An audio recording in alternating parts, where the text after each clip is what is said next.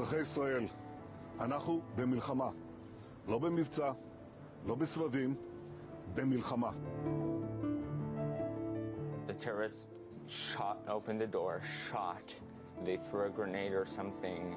It exploded. The last thing my dad said is he lost his arm, and then my mom died on top of me.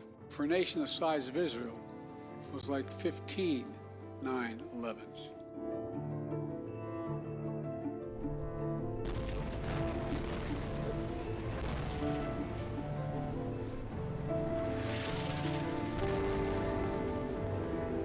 The question of a ceasefire, the president himself has said that a ceasefire would be a surrender to Hamas. It would be a victory for Hamas.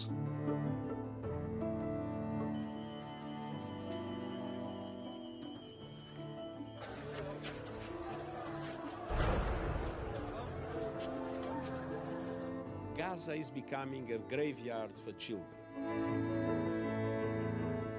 Some of my relatives work in hospitals. They're taking care of these injured who were attacked in October.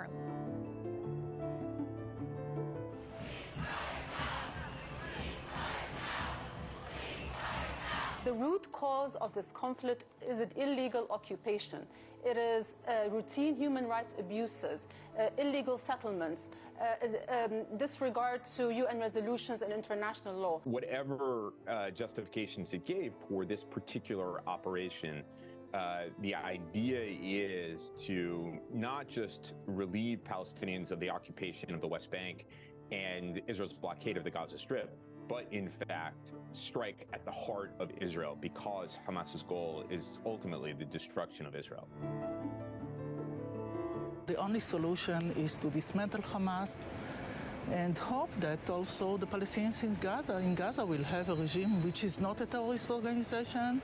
Hamas leadership is in Qatar and everywhere, so this is to say that the goal is to eliminate Hamas is totally not going to happen. We have seen that throughout the time that Hamas has been operating in Gaza. We have seen that in this conflict. And that's a violation of the laws of war. Taking civilians as human shields, using hospitals for military purposes. That being said, John, we do not want to see a firefight in a hospital where innocent people, helpless people, people seeking medical care are caught in the crossfire. And this just points up how difficult this military operation is, because Israel has an added burden given the way that Hamas operates, but it does not lessen their responsibility to protect civilians. And this is something that we have had an active conversation with the Israeli government about.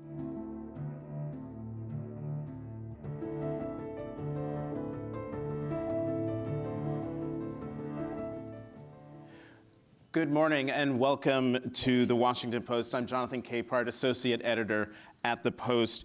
We begin today with Tzipi Livni, former Israeli Foreign Minister and former Vice Prime Minister. She was Israel's chief negotiator for peace between Israel and the Palestinians during the last two rounds of negotiations in 2008 and 2013. And she joins us now from Tel Aviv. Minister Livni, thank you for being with us today.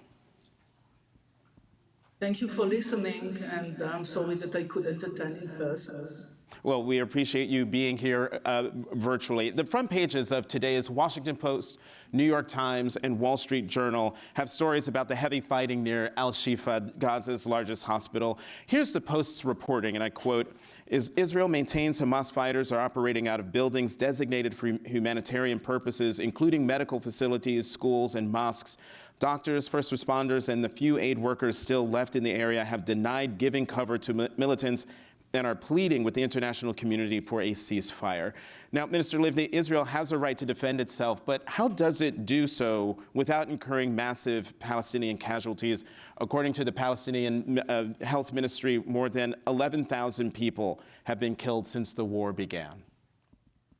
At first, I would like to share a bit what happened in October 7, the massacre, because we are speaking about women here, and women were killed, gang raped, tortured before killing them. Women were raped. I think that this week one of the women that was kidnapped gave birth to a baby. This is the assumption. And we have a mother of with a 9-month-old baby. So this is what happened to them on October 7th. Now let's speak about what's happening in Gaza now. First, there is no equivalency between terrorist organization that is looking for women and children and babies to kill and to torture, and between the army of a democracy like Israel that is acting against terror and trying to avoid civil casualties. I was also in the security cabinet in Israel before as the justice minister, foreign minister, and we are acting in accordance to the international law. I'm not sure whether you saw what the IDF spokesperson showed yesterday from another hospital in Gaza, where they hide probably some of the people that they hijacked from Israel. All the population is asked by Israel to leave the places before we attack these places. Hamas is using these civilians and ask them to stay while we are asking them to leave. We are trying to cooperate with the hospital management and asking them to evacuate the hospital if we need to do something within these places, not because we want to attack civilians, not at all. We are trying to avoid it, but since Hamas is using these hospitals, and since Hamas built underneath Gaza Strip, the entire city that they are using for terror, there is no other alternative, unfortunately. And during the war, unfortunately, there are also civil casualties, but there is no democratic system where you compare, according to legal systems, that murder deliberately and somebody that killed, unfortunately, somebody by mistake. I mean, the grief of the families is the same. But from a moral perspective, from a legal perspective, it's completely different. Minister Livni, let me get you on another breaking news thing. In the Washington Post today, Washington Post opinion writer David Ignatius reports in his column that went online yesterday and is in the paper today, quote, Israel and Hamas are close to a hostage deal that would free most of the Israeli women and children who were kidnapped on October 7th. According to a high-ranking Israeli official, the agreement could be announced within days if final details are resolved, he said. Do you have any information on that? And is that a realistic possibility? First, I hope so. Since October 7th, there is no one day that I'm not thinking about those that were taken. We meet their families. You know, Israel is a small country, and each and one of us knows somebody who was ejected or killed during this attack. And frankly, when there is a demand from Israel to act in accordance to humanitarian law, and these kidnapped are not seeing Red Cross representatives, I think that they should be released no matter what. Hamas is not doing so. I hope that the deal will be signed. But yet, as far as my understanding goes, it's not about releasing all of the hostages, but just a few dozens, and that's so this is just part of the goal of the operation. Right. David goes on to report that Israel wants all of all 100 women and children taken from Israel to be released. Minister Livni, you've said the war in Gaza is not just about October 7th, the October 7th attack on Israel, but many people, including President Biden, has called the attack, quote, Israel's 9/11. Talk about the emotional and psychological impact this terrorist attack has had on the Israeli people. Well, frankly, we are in a national dilemma. Israel is a strong country, but yet we discovered that we are very vulnerable. As I said before, each one of us knows somebody who was killed, injured, kidnapped. Some of us also saw the pictures, the videos that Israel does not release until now. It's horrific. You cannot sleep at night after seeing these kind of atrocities.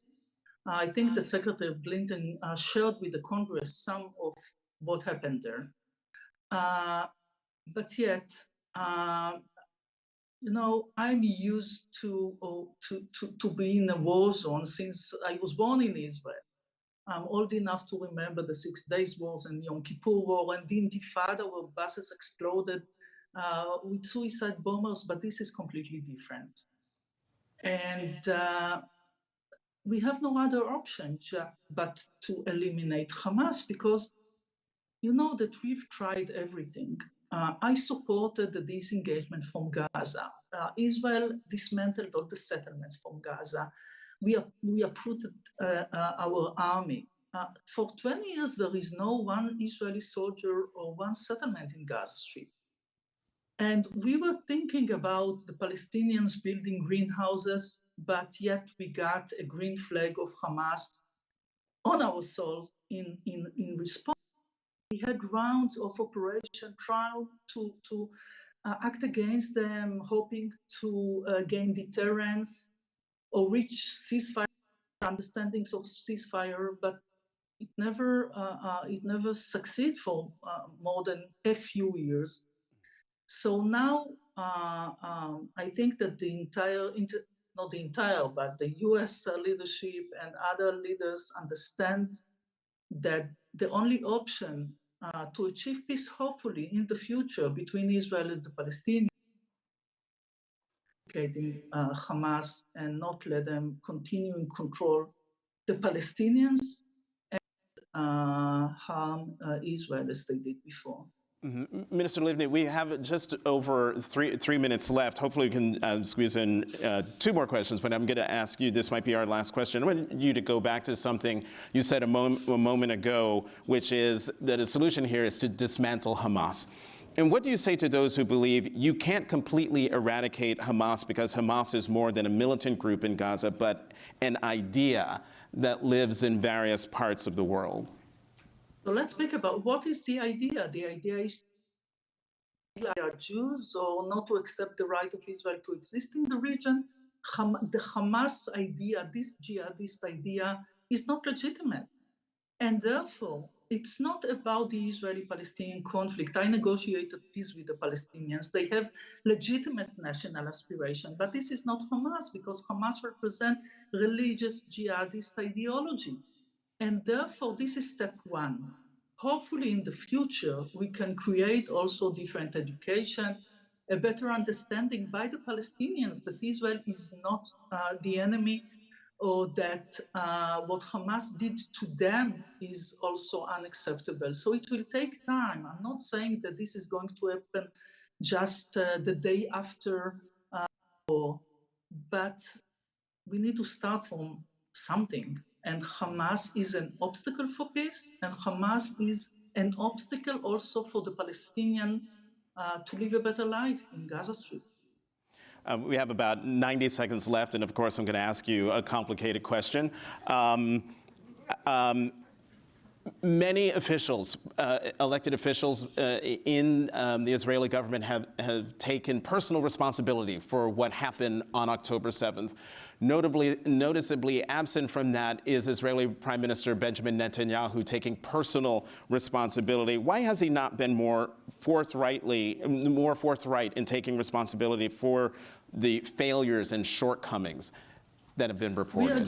We are during war, so I don't want to criticize my own prime minister, but yet I'm his political opponent. He shouldn't stay, and I believe that he would not stay as a prime minister after the war.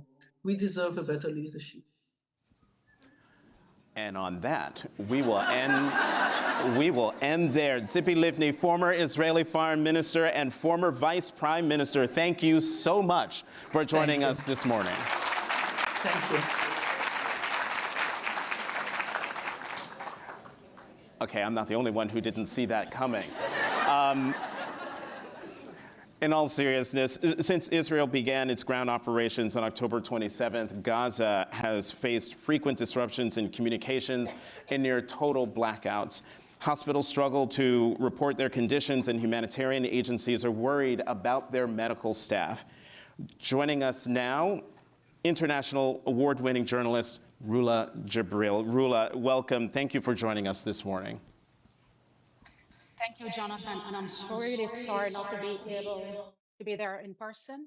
However, I was advised to, due to my safety, to avoid being in Washington, D.C. today.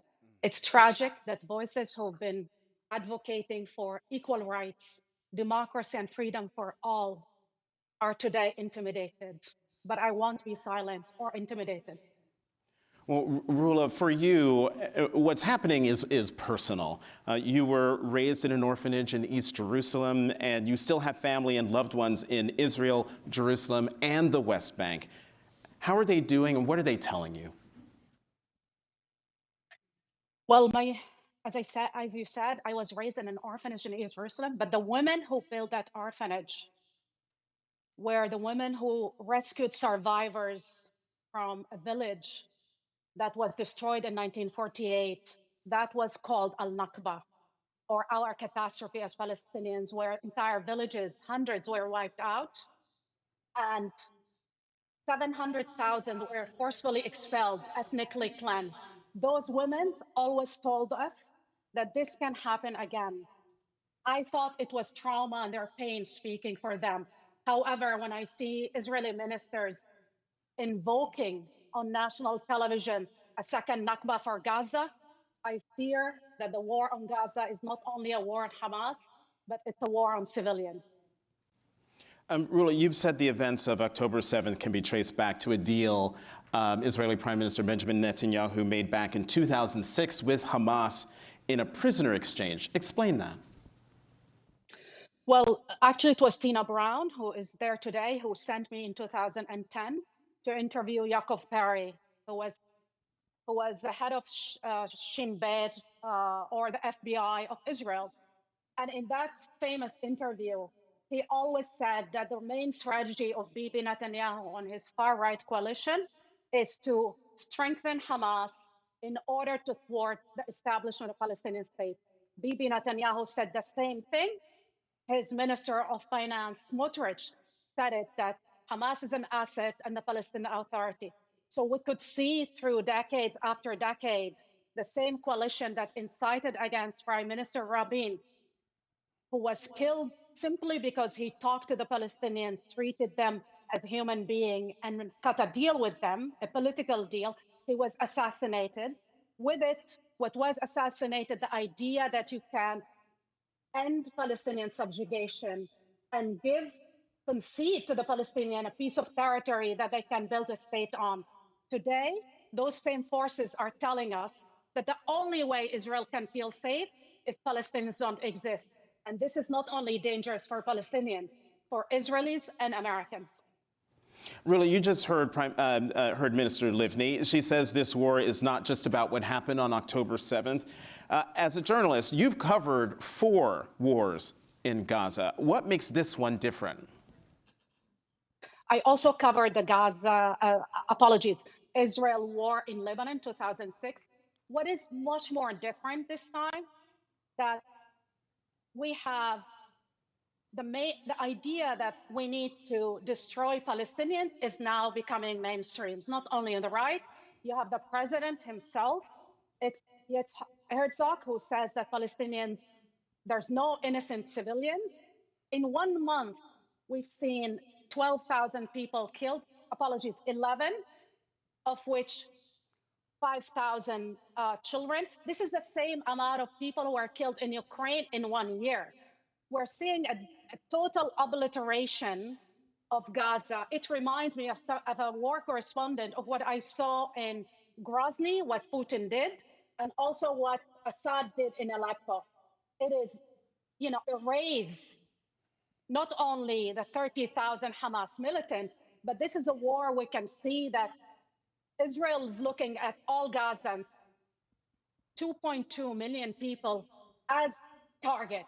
And this is really dangerous. We've never seen this before, because in former conflict with Hamas, there are always, thousands of dead people. But there's always a point where you could see that the prime minister at the time never vocally said that he wants to reoccupy and resettle and dominate in perpetuity Gaza and the West Bank at the same time. So while all eyes on Gaza, you can see the settlers backed by the army is basically ethnic cleanse after in the West Bank. I mean, I never seen that people like myself who are citizens of Israel, our status as second-class citizens is enshrined in a law that was passed in 2018. I am not treated as an equal to any of my fellow Jewish citizens simply because of my ethnicity and my religion, where you can see that in a democracy, you have ethnicity and your own religion trump citizenship and democracy itself. And this is the troubling part of all of this. Rula, let me get you.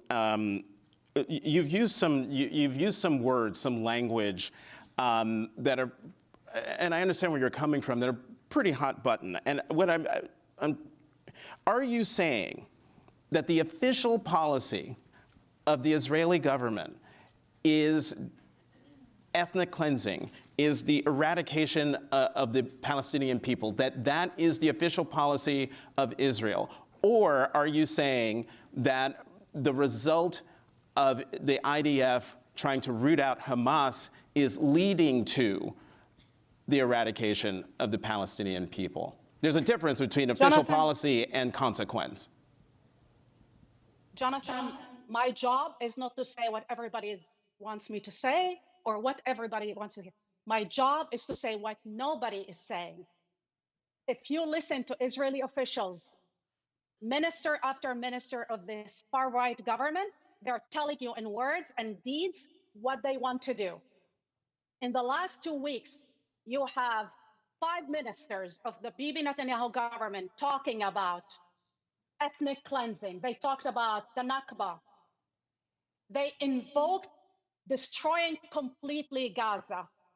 None of them, except the minister who talked about dropping an atomic bomb, was not sacked. He was basically, put aside for a while, but he was not fired. But that is now mainstream position. And if you translate to that to what the army is doing, clearly they're not seeing Palestinians as human beings, but as human animals, as they were called over and again by the army, by the Minister of Defense, by the president himself, and many others officials. What I fear the most, that I understand what I am saying is harsh, but we need to understand that what's happening in the ground is a clear policy of destroying Palestinians, not only Hamas. This is a war on Palestinians. Rula, we have just over 3 minutes left. I'm going to try to squeeze in two more questions. Israeli leaders have vowed to wipe Hamas, quote, off the face of the earth. Talk about Hamas and its role in the lives of the Palestinian people. Can Hamas be eradicated? I look at the war on terror, the successes and defeats of America's war on terror since we compared what happened on October 7th to the war on terror. According to General Petraeus, but according also to every Israeli military leader, there's no military solution to this conflict. You can eradicate a militant group, but you cannot eradicate that by mass killing civilians. That would be a war crime. But not only that, this would strengthen that ideology. General Petraeus, in his surge in Iraq, where you had 100 terrorist attacks a day, the only way you could kill that militant group or their ideology is by ending the disenfranchisement and subjugations of the people. Ending military occupation will not only end Hamas, will end the violence, will reduce the violence exponentially. This is according to every Shin Bet, every Mossad leader. This is according to even Israeli leaders, whether Ehud Barak and Ehud Olmert. When Ehud Barak was asked in 2019, if you were born in Gaza, what would you be? You know what he said? I would be a terrorist. People were shocked at that remark. But we need to address the underlying condition that feeds that ideology in order to defeat that ideology. Rula, we've got 90 seconds left, so this will have to be my last question. Are peace and a two-state solution still possible? Yes, it's the only viable way. I am 50-year-old, Jonathan. I believe that we owe this to the next generation, to our children who already suffered enough multiple wars, Israeli and Palestinians. As somebody whose family members are Christian, Muslim, and Jews, the possibility of coexistence is real. The founding father of Israel themselves talked in the Declaration of Independence about equal rights for all. They didn't talk about a supremacy of one group over another. We know as Americans also that having a multi-ethnic, multiracial democracy can work, but you need to work for it. Peace is not achieved by bombing hospitals and schools. Peace achieved by acknowledging the humanity of the other side, having empathy, and also granting them dignity and freedom. I mean, nobody can believe that if you occupy Gaza and build settlements on the graveyards of Palestinian children, anybody will be safe or anybody will be free. We have all to be safe and free together. International award-winning journalist Rula Jebreal. Rula, thank you very much for being here today.